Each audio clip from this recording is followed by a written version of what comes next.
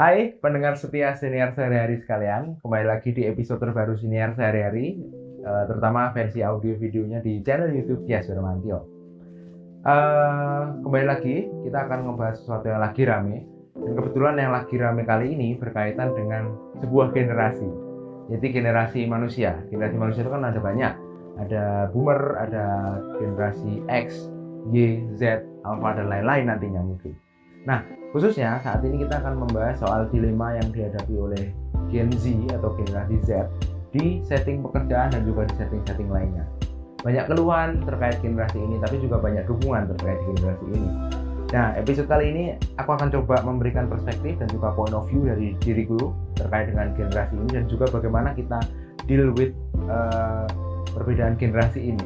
Dan semoga perspektifku bisa menambah cakrawala kalian dalam memandang hal ini, dan nanti kalau kalian punya pandangan dan juga punya pendapat bisa langsung drop di kolom komentar di bawah. Gitu aja dari aku, selamat menyaksikan.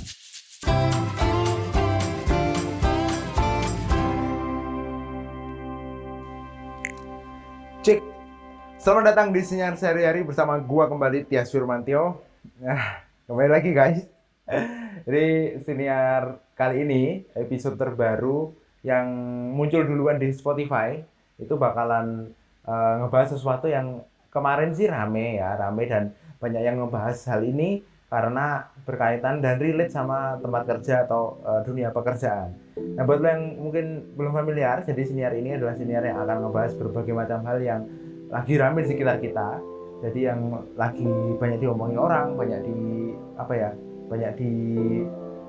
sama orang tuh banyak dibahas gitu, entah di media sosial, entah di berbagai macam tempat, itu bakal gue angkat di sini. Tapi dengan catatan gue punya perspektif atau sudut pandang terhadap hal tersebut gitu ya. Jadi kalau mungkin ada beberapa hal rame tapi menurut gue nggak bisa ngasih added value, gue nggak akan nambahin ke siniar ini karena ya percuma gue ngomong panjang lebar tapi gue nggak punya sudut pandang yang baru buat lo semua gitu. Nah, untuk kali ini, episode kali ini, gue rasa gue punya sudut pandang yang menurut gue itu akan menarik buat kalian untuk bisa kalian jadikan sudut pandang baru ya untuk melihat isu-isu kayak gini.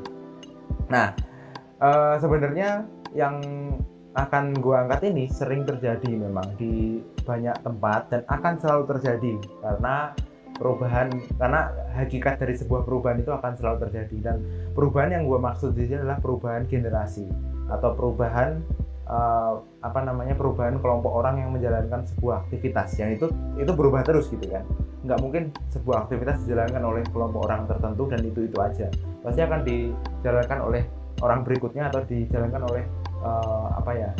oleh kelompok orang yang baru gitu. Nah, oleh sebab itu gue mau ngangkat sebuah dilema dari sebuah generasi yang dimana generasi ini generasi baru ya Pak ya, generasi Z atau Gen Z yang ada di lingkungan pekerjaan. Jadi Gen Z ini merupakan generasi yang termasuk baru ya, karena setelah Gen Z itu ada Alpha. Jadi termasuk baru di dunia ini karena mereka lahir tuh di 97 kalau nggak salah sampai 2000-an bahkan sampai 2000 berapa ya? Lupa gue sampai 2000 berapa, tapi intinya 97 sampai 2000-an, dan itu termasuk Gen Z. Gen Z seperti generasi-generasi lainnya itu punya karakteristik tersendiri juga. Jadi mungkin bisa dibilang berbeda dengan generasi sebelumnya, generasi milenial atau Gen Y, generasi X atau generasi boomer dan lain-lain. Nah, itu latar belakangnya atau yang mau gue angkat. Lalu kemudian kenapa kok yang gue angkat di lingkungan pekerjaan gitu ya? Kenapa kok yang mau gue angkat adalah tema lingkungan pekerjaan? Karena yang ramai adalah di situ gitu. Jadi bukan di lingkungan sekolah, bukan di lingkungan manapun. Jadi yang gue mau angkat itu adalah di lingkungan pekerjaan. Nah, khususnya karena ada satu postingan di Instagram ya, ini dipost sama Volkatif sama satu lagi 1%. Nah, gue mau coba ngangkat dulu postingan dari Volkatif yang di situ, ini postingan pada 7 hari yang lalu. 7 hari yang lalu berarti seminggu yang lalu ya, benar. Seminggu lalu Volkatif tuh ngerilis postingan yang kira-kira postingannya gini. Gen Z dan millennials lebih pilih nganggur daripada nggak happy di kerjaan. Kata survei, titik. Gitu ya. Jadi itu Volkatif tuh. Volkatif ngasih postingan seperti itu. Detailnya mana ya? Detailnya itu di captionnya. Jadi captionnya itu Volkatif ngangkat soal ini, soal apa namanya tuh? Soal isu ini. Bentar gue cari. Jadi kok hilang? Ah ini. Jadi gini, detailnya ini research ini kebetulan ada di United Kingdom atau di Inggris ya. Jadi gini, a research conducted by Randstad UK revealed that Gen Z and millennials prefer being unemployed rather than unhappy at work. Jadi a sample of 35,000 Gen Z employees aged 18 to 24 years old show that a little more than half of them, 56% dari mereka, would rather quit a job than work for a company that stopped them from enjoying their life. While millennials are shown the value lifestyles and happiness more rather than company's value. Terus kemudian ditutup dengan what do you think about this result? Nah itu. Jadi secara umum gue mau jelasin bahwa riset ini dikondak atau dijalankan di UK atau di Inggris ya, yang dimana sampelnya atau yang ngikutin survei itu 35.000 Gen Z employees ya, yang usianya 18 sampai 24. Nah, kemudian di situ menunjukkan bahwa lebih dari setengah dari mereka gitu, lebih sedikit ya, setengah dari mereka akan memilih untuk keluar dari pekerjaan daripada bekerja di sebuah perusahaan yang memaksa mereka untuk tidak menikmati hidup gitu. Nah, itu survei yang menarik menurut gue karena itu merupakan hal yang dalam tanda kutip baru yang baru gue tahu juga. Ternyata itu perbedaan signifikan antara Gen Z dan juga generasi sebelumnya. Nah, di postingannya Volkatif ini itu banyak banget komennya. Salah satunya dari Dr. Tirta. Dr. Tirta itu komen. Ini pakai bahasa Jawa, beberapa kata-katanya nanti gue translate. Jadi gini, yuk dijajal survei di Indonesia, hasilnya sama atau beda. Jadi ya coba survei juga di Indonesia, hasilnya bakal sama atau beda. Di sini malah kalau dilihat-lihat sekarang, malah banyak yang belajar magang kerja malah dari semester 1 kuliah. Banyak yang ngajuin CV jadi shoekeeper ke toko-toko ambil part-time, padahal masih semester 2 sampai 3. Alasan belajar kerja dan tambah-tambah penghasilan. Ini riset sendiri dari jumlah pelamar di toko saya ya di Indonesia. Nah itu disclaimer dari Dr. Tirta bahwa itu risetnya dia sendiri. Memang jadi memang gimana ya? Memang banyak sekali pandangan atau sudut pandang yang akhirnya muncul karena isu ini gitu ya. Jadi nggak serta-merta ketika satu generasi itu kalau boleh dibilang tuh satu generasi tiba-tiba nggak memilih untuk bekerja, tapi ternyata di sisi lain, di tempat lain gitu, generasi tersebut yang sama itu juga punya preferensi yang lain gitu. Contohnya di Indonesia dan juga di Inggris. Itu dari satu postingan. Nah, kita akan beralih ke postingan lain dari 1% di Instagramnya juga, bahwa 1% ini justru nanti malah menjelaskan soal karakteristik umumnya atau karakteristik yang spesifik dari Gen Z dan milenial. Topiknya sama, jadi yang dia angkat adalah riset dari Randstad ya, Randstad, gimana bacanya? Randstad UK atau dari Inggris tadi.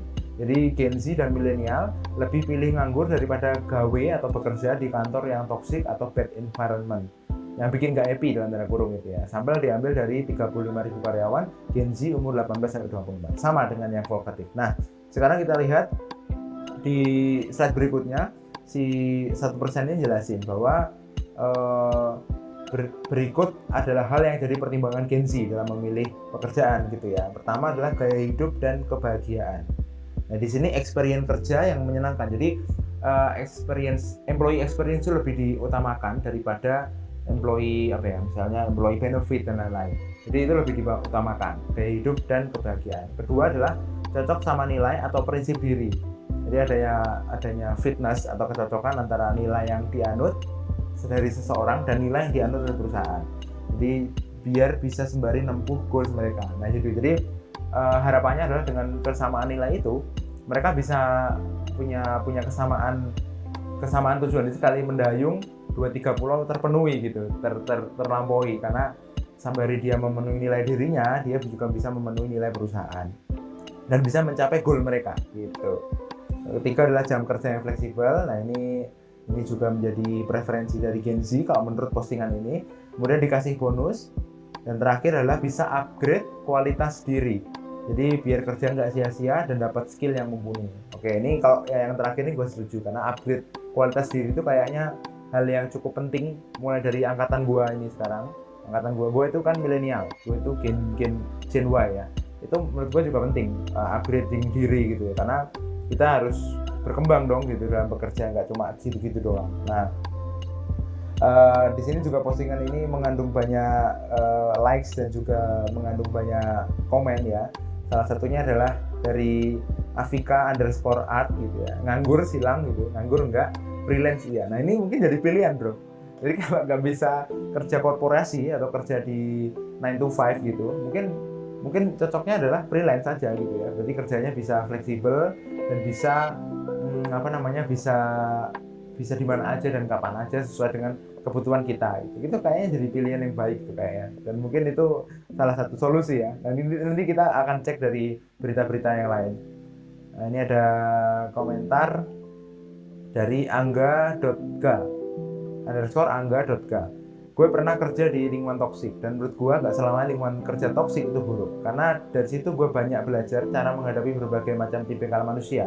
Ya walaupun pada akhirnya gue resign, tapi karena benefit yang gue dapatkan gak sesuai WK gitu. Dan ini Angga ini nge-share bahwa dia sebenarnya pernah kerja di lingkungan toksik, dan menurut dia toxic environment itu justru menggembleng kita untuk tahu type of human gitu ya, tipe-tipe manusia di sekitar kita, dan kita bisa belajar dari situ. Ini pandangan yang menarik juga nih kayak menurut gue ya. Jadi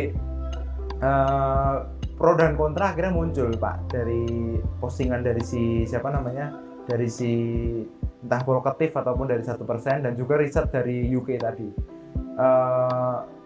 Pro dan kontra jelasnya ada, dan memang kasus semacam ini selalu ramai dan menarik, karena gue bilang di depan tadi bahwa generasi ke generasi lain itu pasti akan menimbulkan dalam tanda kutip gesekan gitu ya, karena karakteristik yang nggak sama, frekuensi yang nggak sama, hal yang disukai nggak sama, interestnya juga nggak sama. Akhirnya ketika mereka dipertemukan bisa jadi mengalami bentrokan tuh. Nah sebelum gue lanjut lagi, ini ada pendapat menarik dari kasus ini atau dari isu ini soal Gen Z di lingkungan pekerjaan ini dari beberapa Twitter.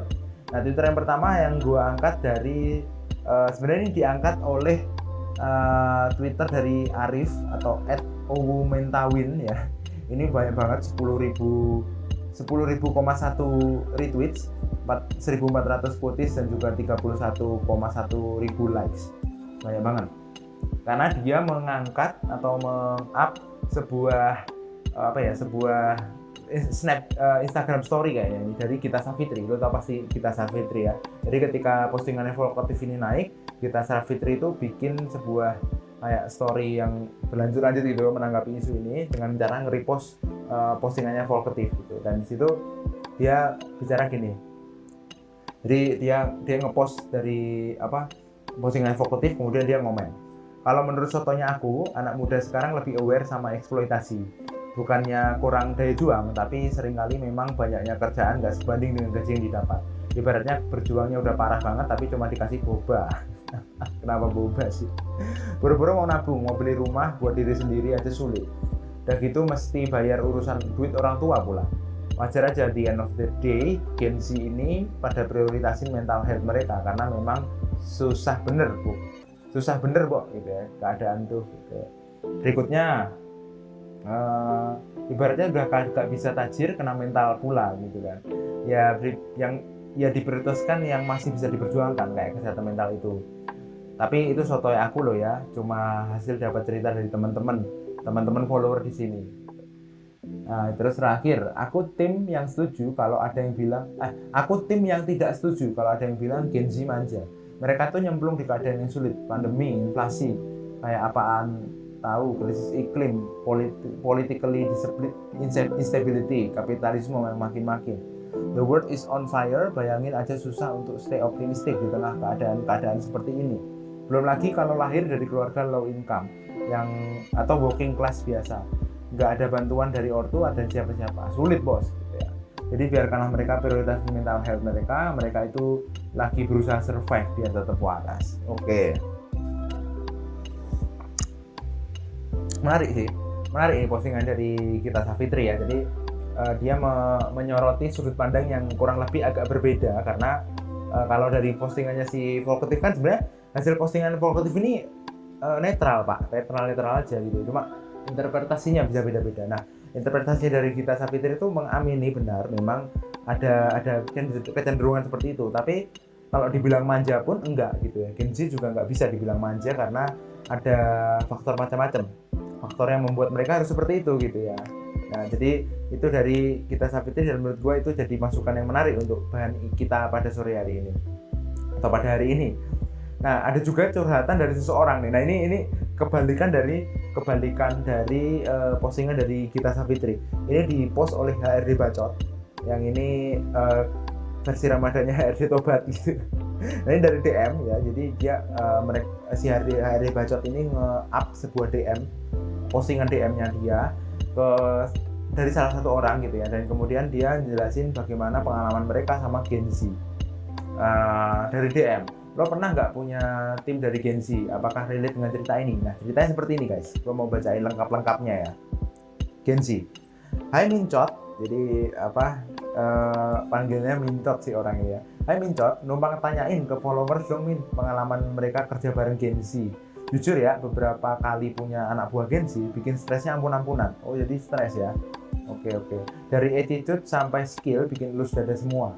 Jadi bertanya-tanya nih, ini semua Gen Z levelnya cuma segitu atau cuma gua yang apes dapat kayak gini? Thanks Mincot, semoga banyak minat berbagi pengalamannya sebagai acuan dan cari tim baru di kantor. Itu curhatnya. Nah, kemudian dijelasin nih attitude kayak gimana ya. Soal attitude misalnya nih gitu ya, dia diminta melakukan sesuatu, iya aja tuh.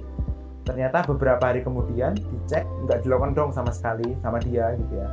Nah, barusan ada kejadian berisiko tinggi. Ceritanya dia disuruh amanin data lah ya 2 hari yang lalu. Ternyata nggak dilakukan sama dia. Alhasil data perusahaannya nyaris hilang. Dia gua tegur kemarin via WhatsApp, gua omelin bahkan nggak ada respon sama sekali. Tiba barusan dia WhatsApp tanpa salam, tanpa merasa berdosa, tanpa minta maaf, tanpa basa-basi. Bang, password bla bla bla bla apaan bang gitu. Ngeselin juga ya itu. Oke. Soal skill nih, social skill untuk hal ini sama sampahnya. Setiap ada personel baru di kantor, tentu kita memberikan pembekalan dan pendampingan ke anak baru ini selama beberapa pekan awal. Nah, rata-rata Gen Z pembekalan mengenai skill nggak pernah dipakai. Mereka selalu bekerja menggunakan cara-cara yang menurut mereka benar, tanpa peduli rules, urutan, atau birokrasi yang ada. Alhasil, lalu lintas koordinasi kerjaan jadi terganggu, ditegur berkali-kali jawaban sama. Menurut saya ini cara paling simpel pak, gitu. Tanpa mau tahu bahwa ada apa yang dikerjakan oleh dia mengganggu pola kerja yang lain. Oke, nah lanjutannya ini terjadi nggak pada 1 atau 2 orang anak dari Gen Z aja nih, sampai akhirnya muncul stereotip. Oke, wajar. Dan jadi penasaran juga apa generasi mereka nggak diajarin sopan santun di keluarganya, atau faktor apa yang bikin attitude mereka sedemikian rendah. Demikian nih, close of the thread. Close of the thread, sorry. Nah itu beberapa poin yang gue tangkap dari curhatan si kakak ini tadi di hari bacot ya. Pertama adalah attitude skill sama social skill dinilai rendah ya. Jadi kalau dari ceritanya sih emang agak ngeselin sih kalau menurut gue ya, karena terlihat tidak bertanggung jawab, terlihat tidak memperhatikan atasan, tidak memperhatikan lingkungan sosial, dan tidak peduli dengan orang lain. Terlihatnya ya. Terus kemudian muncul stereotip dari si pengirim ini, sender ini, karena memang katanya dia ya beberapa Gen Z seperti itu. Jadi ya mungkin kayaknya bisa jadi benar gitu kan, bisa jadi benar mereka punya perilaku seperti itu, dan bisa jadi muncul stereotip itu. Dan memang kayaknya kita perlu tahu apa alasan mereka melakukan hal seperti itu, kenapa itu seperti itu, kenapa dia melakukan hal seperti itu. Dan kayaknya kalau kita tahu, kita bisa membreakdown cara mentreatmentnya. Anyway, itu tadi yang gue baca dari HRD Bacot, akun Twitter soal dunia HRD dan lain-lain. Lu bisa cek, isinya menarik ya, tweet mereka itu menarik, dan nanti bisa jadi bahan belajar dari lu juga. Nah, kali ini gimana nih tanggapan netizen soal isu ini gitu ya. Nah, netizen tuh banyak nganggap dan banyak nge-reply ya bahwa cerita ini tuh nggak hanya terjadi di satu dua tempat dan nggak boleh dibiarin gitu ya, dan itu akan menimbulkan hal kurang baik. Ini sama halnya dengan yang diposting oleh HRD Bacot di tweet mereka soal curhatan seorang ini, kayaknya dia leader di sebuah perusahaan yang punya bawahan Gen Z, kayaknya sama tuh.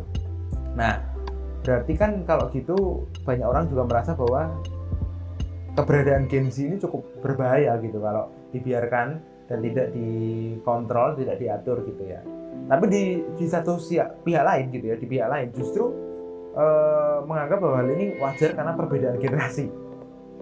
Jadi karena tadi gue bilang di depan bahwa ini terjadi karena memang sesuatu yang wajar terjadi. Soalnya kita punya generasi yang berbeda-beda dengan generasi lain gitu. Cara berpikirnya berbeda, cara memandang sebuah permasalahan berbeda, sehingga mungkin itu yang membuat kebanyakan kita merasa kalau generasi lain punya kualitas lebih rendah daripada generasi kita gitu ya. Nah, itu hal yang wajar sebenarnya gitu. Tapi hal buruk-buruknya itu memang harus dikontrol menurut gua ya. Ini pribadi gua sendiri. Nah, bagaimana kita menghadapi hal seperti ini? Menurut gua kita perlu tahu perbedaan dari generasi-generasi yang ada di sekitar kita, Pak. Gitu. Gua nggak tahu lu itu generasi mana, atau pendengar senior ini generasi apa. Tapi ketika gue lihat statistik senior ini, beberapa memang dari generasi yang datang dari generasi Z atau Gen Z, yang dari usia 17 tahunan sampai 20 tahunan gitu. Kemudian baru milenial tuh, Gen Y, dan paling jarang adalah generasi boomer. Cuma 1 atau 2% kayaknya. Dan itu memang paling dikit di mendengar senior sehari-hari. Nah, perbedaan dari generasi-generasi itu banyak ditulis di mana-mana. Dan kali ini gue mau ngangkat dari Kompas yang ngangkat soal mengenal generasi-generasi yang ada di dunia. Jadi mereka ini ngangkat mengenal generasi baby boomers, generasi X, generasi Y, generasi Z, generasi millennials, dan alpha. Apa itu semua gitu ya. Dan mereka akan ngangkat kira-kira gini. Nah, sekarang kita akan mengangkat pertama adalah generasi baby boomers hingga milenial. Menurut Beresford Research, secara umum pengelompokan generasi ada sebagai berikut. Nah, ini Gen Z atau generasi Z itu merupakan kelahiran tahun 97 sampai 2012, coy. Jadi berusia pada 9 sampai 24 tahun pada 2021 kemarin. Lumayan ya. 97 sampai 2012. Oke, itu Gen Z. Kemudian Gen Y atau millennials, kelahiran tahun 1981 sampai 1996. Yang usianya saat ini adalah 25 sampai 40 tahun di tahun 2021. Kemudian ada Gen X, itu yang lahir di 1965 sampai 1980, yang usianya 41 sampai 56 pada tahun 2021. Terakhir ada Baby Boomers, kelahiran 1946 sampai 1964, yang usianya 57 sampai 75 pada tahun 2021. Klasifikasinya jadi ada Boomers, Gen X, Gen Y, sama Gen Z. Ada 4 ya. Nah, karakteristiknya seperti ini. Baby Boomer. Oke, Boomer itu karakteristiknya jadi gini, sejarahnya itu kenapa kok dinamakan Baby Boomer? Karena berasal dari badan resmi pemerintahan AS, Pak, Amerika Serikat. Yang waktu itu Biro Sensus AS bertanggung jawab untuk mengumpulkan data dari seluruh Amerika Serikat. Dan mereka dinamai demikian karena lonjakan besar kelahiran setelah Perang Dunia. Jadi nggak ngebum gitu, babynya banyak banget setelah Perang Dunia Kedua. Kan pas Perang Dunia itu kan pada nggak balik tuh. Nah, pas Perang Dunia selesai, tentara pada balik ke rumahnya, pada banyak kelahiran akhirnya gitu. Nah, Baby Boomer ini memiliki beberapa karakteristik. Yang pertama, komitmen kerja tinggi, mandiri, dan kompetitif. Dan itu merupakan hal yang sangat ciri ya dari Baby Boomer ini. Jadi kecenderungan kompetitif dari Baby Boomer kemungkinan disebabkan banyak individu yang lahir pada generasi ini bakal, sehingga mereka harus bersaing ketat untuk mendapatkan tempat kerja di masyarakat. Kemudian berikutnya Gen X. Lembaga think tank Resolution Foundation mendefinisikan Gen X sebagai mereka yang lahir pada 1965 sampai 1980. Mereka tumbuh ketika teknologi berkembang pesat tapi belum secanggih seperti sekarang. Nah, Gen X ini punya karakteristik banyak akal, logis, dan pemecah masalah yang baik. Oke, keren banget. Banyak akal, logis, dan pemecah masalah yang baik. Nah, berikutnya Gen Y atau milenial. Nah, milenial ini menunjuk pada mereka yang lahir di 1980 sampai 96. Generasi ini sering digambarkan sebagai pemalas dan nilai lebih suka menghabiskan uang yang seharusnya mereka tabung untuk membeli rumah demi jajan es kopi susu. Mantap. Akan tetapi, generasi milenial juga merupakan generasi pertama yang disebut sebagai digital native karena hidup di era digital yang benar-benar sudah dari lahir tuh mereka digital gitu. Nah, menurut dia hal ini membuat milenial sangat mandiri karena mereka tidak harus bergantung pada orang lain untuk memecahkan masalah mereka atau mengajari mereka banyak hal karena mereka memiliki internet untuk itu. Nah, selain mahir di dunia digital, karakteristik lain dari milenial itu yang pertama percaya diri, rasa ingin tahu dan mempertanyakan otoritas. Jadi mereka nggak percaya sama otoritas, Pak. Jadi mereka selalu mempertanyakan ya. Karakteristik milenial ini tidak takut untuk mempertanyakan otoritas atau cenderung dianggap buruk oleh beberapa generasi yang lebih tua atau cenderung tidak melakukan hal tersebut. Oke.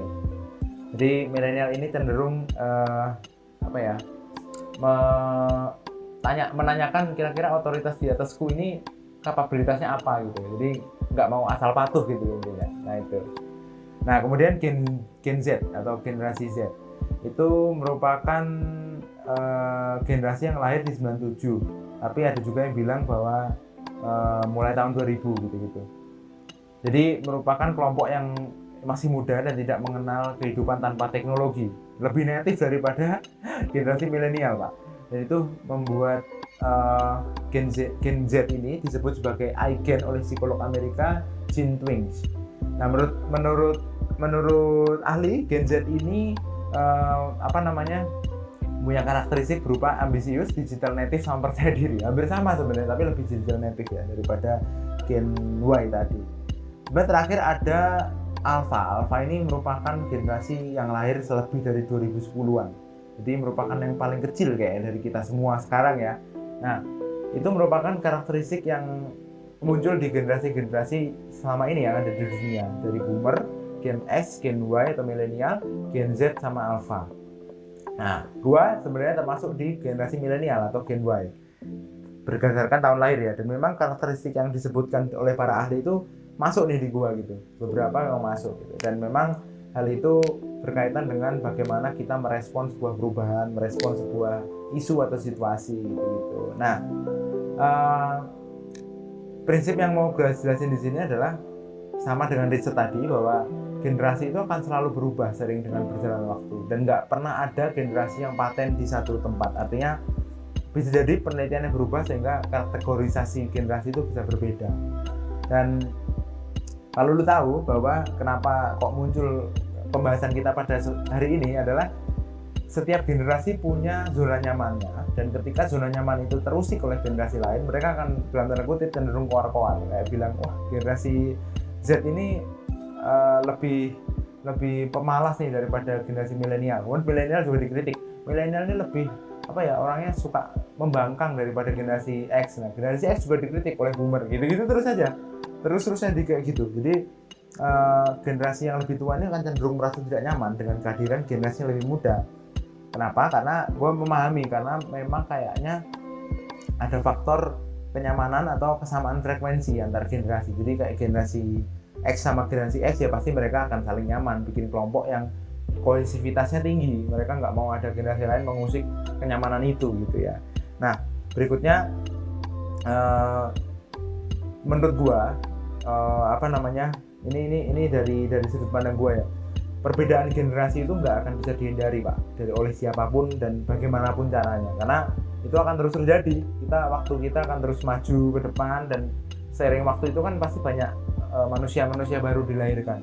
Nah mereka akan jadi generasi baru sesuai dengan kondisi lingkungan sekitar saat itu gitu. Kalau lingkungan sekitarnya kayak tadi, ketika boomer, kenapa mereka bisa lebih agile, bisa lebih pantang menyerah, bisa lebih punya daya saing tinggi, karena memang lingkungan ketika boomer lahir itu lagi banyak-banyaknya manusia Pak, dan mereka harus bersaing untuk mendapatkan tempat di masyarakat. Itu wajar sekali membentuk mereka sebagai orang yang punya daya juang tinggi. Sebaliknya ketika Gen Y lahir atau generasi milenial lahir, mereka lahir sudah ada teknologi, sudah ada berbagai macam akses yang memudahkan mereka mencari banyak informasi, sehingga mereka disebut oleh orang-orang sebelumnya pemalas, tapi mereka justru lebih digital native, tidak butuh orang lain untuk mengetahui banyak hal. Mereka bisa tinggal search gitu, tinggal buka HP atau tinggal buka komputer, kemudian mereka bisa melihat apa yang mereka butuhkan. Itu memang sangat wajar dan memang akan terus terjadi. Kebetulan Gen Z yang sekarang ini ada di sekitar kita itu sudah juga menjadi generasi baru yang lahir lebih muda daripada Gen Y atau milenial.